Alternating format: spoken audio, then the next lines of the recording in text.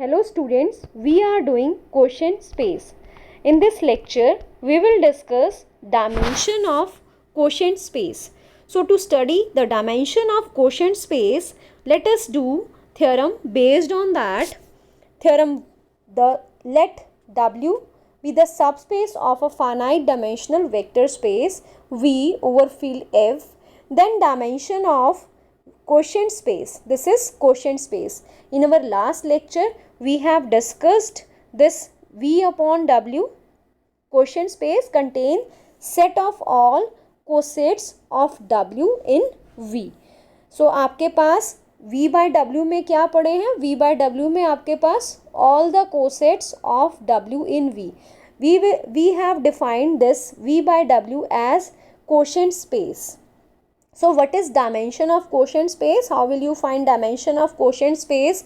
Is given by dimension of V minus dimension of W. So how will we prove this? So let us take the proof first. Proof of the theorem. Let us take dimension of W as M. अगर आपके पास dimension W की M है, that means कि इसकी basis में M elements हैं. So let S be the set containing M elements W1, W2 up to Wm be a basis of W. अब अगर ये इसकी बेसिस हैं तो ये सेट क्या होगा? लीनियरली इंडिपेंडेंट सेट होगा. और कोई भी लीनियरली इंडिपेंडेंट सबसेट अगर V का आपके पास है, then you can definitely extend that subset of V to the basis of V by extension theorem. So अगर आपके पास S कोई भी लीनियरली इंडिपेंडेंट सबसेट है V का, then it can be extended to form the basis of vector space. So let us take a set S dash containing M plus n elements W1, W2 up to Wm, V1, V2 up to Vn. So this is the extended basis of V. तो हमने क्या किया? इस set को extend किया S को, और कहाँ तक एक्सटेंड किया? V की बेसिस तक. तो V की बेसिस हमने बना ली है. एक सेट हमारे पास आ गया S डैश, और वो क्या है? Extended basis of V. तो what is dimension of V? Dimension of V is the number of element present in its basis. So इसके बेसिस में कितने एलिमेंट्स हैं? M plus n. So we have dimension of V as M plus 1. We have dimension of W as M. So what will be the dimension of V by W? Quotient space V by W. So quotient space की dimension कितनी होनी चाहिए? n होनी चाहिए. So we will prove now that dimension of quotient space is n. So उसके लिए हमने एक सेट लिया. अब क्वोशिएंट स्पेस में अगर हमने डायमेंशन उसकी n प्रूव करनी है, इट मीन्स उसके बेसिस में n एलिमेंट्स होंगे. अब उसके बेसिस में n एलिमेंट्स तो होंगे, पर वो किस टाइप के होंगे? मीन्स n कोसेट्स होंगे. Cosets of W in V. So cosets of W in V कैसे लिखते हैं हम? सो it is W plus V1. n elements लिए ना हमने, तो ये वाले एलिमेंट्स उठाए हैं. तो देखो आपने जब, ये बहुत इंपॉर्टेंट स्टेप है, जब आप क्वोशिएंट स्पेस की बेसिस बना रहे हो तो आपके पास n हमने कह दिया उसकी डायमेंशन होगी, एंड हम प्रूव करेंगे उसको कि उसकी डायमेंशन n है.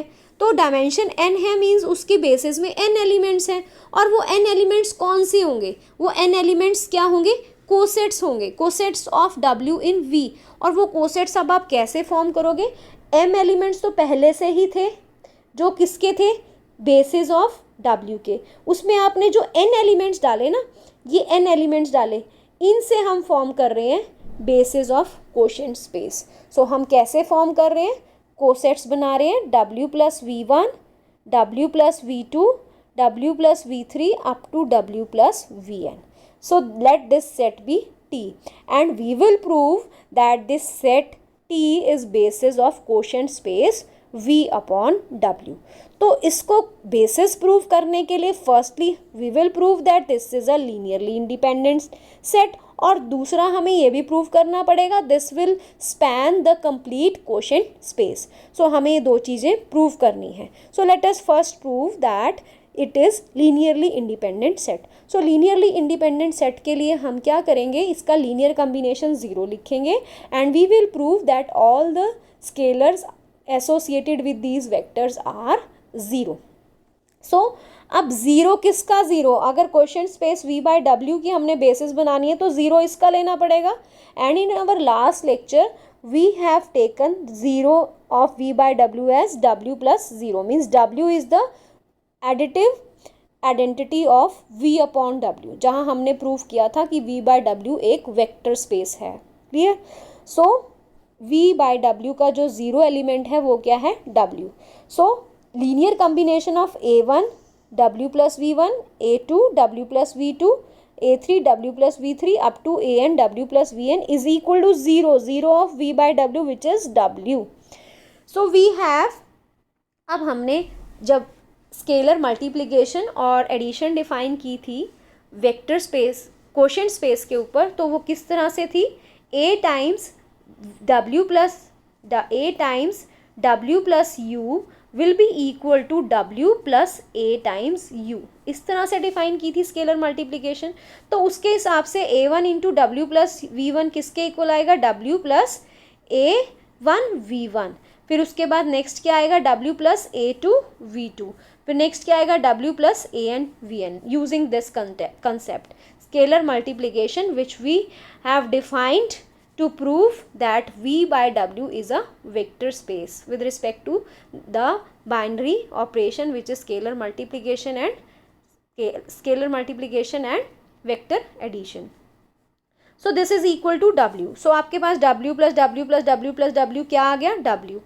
So सबको ऐड करोगे you will get again w plus this a1 v1 plus a2 v2 plus a3 v3 plus an vn is equal to w. Now w plus some element and you will again get w. It means ये जो element है ये भी किसका होगा, w का ही होगा. So it implies that a1 v1 plus a2 v2 plus so on an vn also belongs to w. So now this is element of w. ठीक है, अब ये जो element है ये किसका बन गया, w का. बट आपके पास w की बेसिस क्या थी, w1 w2 w3 up to wm with the basis of w. और बेसिस का मतलब क्या होता है कि every element of w can be written as linear combination of these elements, that is w1 w2 w3 wm. सो अगर आपके पास ये एलिमेंट w का है तो ये कैसे लिखा जा सकता है, it can be written as linear combination of base elements of basis of w. तो हमने इसको कैसे लिखा, this can be written as a1 v1 a2 v2 an vn can be written as linear combination of elements of w1 w2 up to wm. So we have a1 v1 a2 v2 an vn is equal to b1 w1 b2 w2 plus bm wm. अब इन सब elements को इधर ले आओगे, the linear combination क्या आ जाएगा, zero. But ये जो आपका सेट था इसमें एलिमेंट्स w1 से wm तक, v1 से vn तक, तो ये कौन सा सेट था, ये सेट S डैश था जो किसकी बेसिस थी, एक्सटेंडेड बेसिस थी V की. तो अगर ये सेट बेसिस बना रहा है V की, इट मीन्स इनके साथ जो एसोसिएटेड सारे स्केलर्स हैं वो क्या होने चाहिए, ज़ीरो होने चाहिए, क्योंकि ये सारे वेक्टर्स क्या हैं, लीनियरली इंडिपेंडेंट वेक्टर्स हैं. तो all the scalars should be zero. So यहाँ से आपके पास जितने भी स्केलर्स हैं a1 a2 am ये ज़ीरो आ गए, b1 b2 bm ये भी ज़ीरो आ गए. सो अगर ये स्केलर ज़ीरो आ गए तो आपके पास सेट t क्या हो गया, लीनियरली इंडिपेंडेंट. ठीक है, क्योंकि हमारे पास हमने किन को ज़ीरो प्रूव करना था, a1 a2 up to an. सो आपके पास a1 a2 up to an क्या आ गए, ज़ीरो. तो set t is linearly independent. अब आपने सिर्फ इतना प्रूव करना है कि जो आपके पास सेट है कंटेनिंग n एलिमेंट्स, कोसेट्स किस तरह के, w plus v1 plus w plus v2 w plus vn, वो आपका स्पैन करता है कंप्लीट क्वोशंट स्पेस. सो क्वोशंट स्पेस से हम कोई एलिमेंट ले लेते हैं. अब क्वोशंट स्पेस का कोई एलिमेंट किस टाइप का होगा, it is coset of w in v. So it is of the type w plus v where v belongs to vector space v.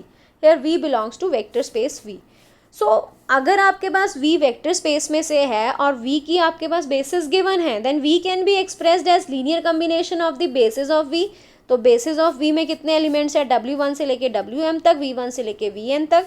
So you can write v as a1 w1 a2 w2 am wm b1 v1 plus b2 v2 plus bn vn. So what we did हमने क्या किया है, हमने यहाँ पे w को add कर दिया बोथ साइड्स.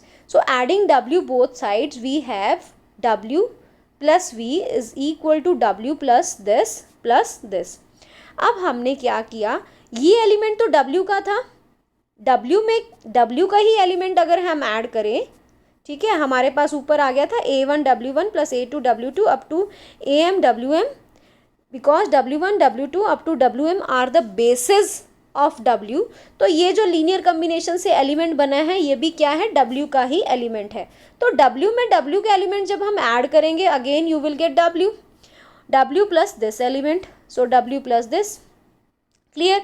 अब आपके पास इसको कैसे लिख सकते हैं, हमने एडिशन कैसे डिफाइन की थी जब हमने वेक्टर स्पेस उसको प्रूव किया था, W प्लस U एक एलिमेंट, W प्लस V दूसरा एलिमेंट।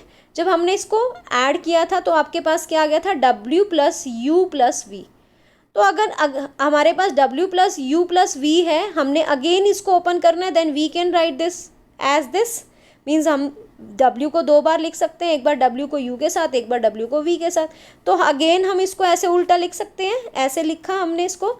सो इसी तरह अगर आपके पास W plus these all elements हैं तो हमने क्या किया, W plus this element, W को W plus B2 V2, W plus BN VN, ठीक है। सो आपके पास क्या आ गया, W plus B1 V1, W plus B2 V2, W plus BN VN।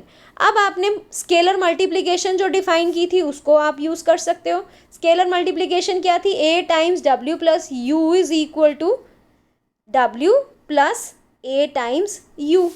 तो आपके पास W plus A times U को आप कैसे लिख सकते हो, A times W plus U। So यही हमने लिखा, स्केलर क्या है इसमें B1, so it is B1 times W plus V1, it is B2 times W plus V2, it is BN times W plus VN। Now you can see that we have W plus V, an element of quotient space can be written as linear combination of elements of which set T के elements है ना, ये W plus V1, W plus V2, W plus VN, और ये B1 B2 सारे scalars हैं। सो ये कैसे लिखा जा रहा है, linear combination of elements of set T। So this implies that T spans the quotient space V by W। सो यही हमने लिखा है, therefore every element of quotient space can be written as linear combination of elements of T। Therefore this implies that T spans V by W. This implies that T becomes basis of V by W. So what is dimension of V by W? It is number of elements in the basis of V by W. So number of elements are n. ये हम पहले ही कर चुके हैं, इसमें n elements हैं। सो n क्या है, dimension of V minus dimension of W। So we have dimension of V by W is equal to dimension of V minus dimension of W. So this is all about how to find the dimension of quotient space V upon W. Clear? So let us now take one numerical based on this.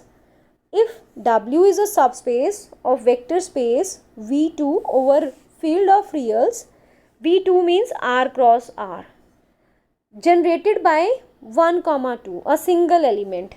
Find the basis of V by W and find the quotient space V upon W. So we have to find quotient space V by W. Students, जब हमने theorem start की थी हमने क्या लिया था, basis लिया था W का। हमने उसके बाद अगर वो बेसिस है W का, इट मीन्स वो लीनियरली इंडिपेंडेंट सेट है। अब लीनियरली इंडिपेंडेंट सबसेट को हमने क्या किया था, एक्सटेंड किया था up to basis of V। अब एक्सटेंड करने के बाद आपके पास W में एलिमेंट्स थे M, और जब एक्सटेंड किया तो V में एलिमेंट्स आ गए थे M प्लस N। जो आपने एक्स्ट्रा एलिमेंट्स डाले थे ना N, वही आपकी क्या बनी थी, बेसिस ऑफ क्वोशिएंट स्पेस। और उसमें एलिमेंट किस तरह के आ गए थे, W plus those V1, W plus V2 up to W plus VN। So यही मेथड यहाँ इस न्यूमेरिकल के लिए रहेगा। Let us take the set 1, 2 जो आपका जनरेट कर रहा है W को। अब ये सेट जनरेट कर रहा है W को, बट ये गिवन नहीं है कि ये बेसिस है W की। तो हम पहले चेक कर लेते हैं कि क्या ये बेसिस है W की। बेसिस के लिए हमें दो कंडीशंस देखनी होती है, एक तो कि वो सेट जनरेट कर रहा है और दूसरा वो सेट क्या होना चाहिए, LI होना चाहिए। सो सिंगलटन एलिमेंट है, singleton is always a linearly independent. Vector. तो being linearly independent vector it will form the basis of W. सो यही लिखा हुआ है कि the set 1,2 is being singleton set is linearly independent and it forms basis of W. So अगर ये basis बना रहा है W की, तो किसी भी linearly independent subset of V को हम कहाँ पे एक्सटेंड कर सकते हैं? Up to basis of V. So let us extend this set to the basis of V.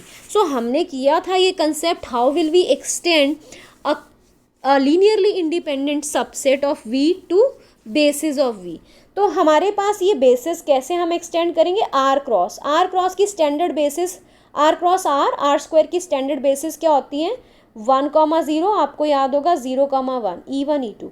तो हम क्या करेंगे, इसको एक्सटेंड करना है. अब आपकी बेसिस V की कितने एलिमेंट्स हो सकते हैं? उसमें मैक्सिमम 2 एलिमेंट्स हो सकते हैं, क्योंकि dimension of R square is 2. सो हम इसमें से पहले हम चेक कर लेते हैं, इसको इसके साथ 1 2 को 1 0 के साथ ले लेते हैं. क्या ये सेट लीनियरली इंडिपेंडेंट है? अगर लीनियरली इंडिपेंडेंट है और since dimension of R square 2 है, तो कोई भी इंडिपेंडेंट सेट जिसमें 2 वेक्टर्स हों they will form the basis. So let us check. So हमने ले लिया 1,0 फ्रॉम दिस सेट, ठीक है, क्योंकि हमें पता है इसकी स्टैंडर्ड बेसिस ये हैं और हमने इसको एक्सटेंड करना है. सो पहले हम, अगर ये Li आता है तो ठीक है, अदरवाइज हम ये दूसरा एलिमेंट लेंगे. So let us check. So A times 1 0 plus B time 1 2 plus B times 1 0 is equal to 0. So what we have A plus B comma 2A is 0. So we have A 0 and B 0. So this set is linearly independent set. So therefore it will form the basis of V. So we know that the basis of quotient space consists of cosets formed with the additional vectors. यही मैंने कहा था ना, जो additional vectors M में हम n vectors जो additional डाल देते हैं, they will form the basis of quotient space. So the basis of V by W consists of cosets formed with the additional vector which we are used for the extension of basis of W to the basis of V. तो यहाँ पे हमारे पास basis of W में 1,2 था, इसमें हमने कौन सा एडिशनल एलिमेंट डाला? ये वाला 1 0. तो ये जो 1 0 एडिशनल एलिमेंट डाला, this vector will form the basis of quotient space. और वो किस तरह का होगा? W प्लस V1 टाइप का. और V1 क्या है? 1,0. सो लिखो basis of V by W is W plus U, where U is W plus A comma A times 1,0, where 1A belongs to real. Or you can say W plus A comma 0, where A is real number. So the basis of V by W is W plus 1,0. So this is the basis. और element किस तरह के होंगे इसमें? W plus A comma 0. ठीक है. So this is the quotient space. इसमें किस तरह के एलिमेंट्स होंगे? W प्लस U टाइप के. और U किस तरह के होंगे? A टाइम्स 1,0 टाइप के, means W plus A 0 type. So इस तरह के एलिमेंट्स होंगे इसमें.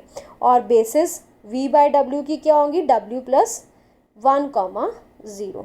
सो this is all about the concept how to find dimension of V by W. So thank you for watching the video. In the next video we will take up some more numerical based on dimension of quotient space.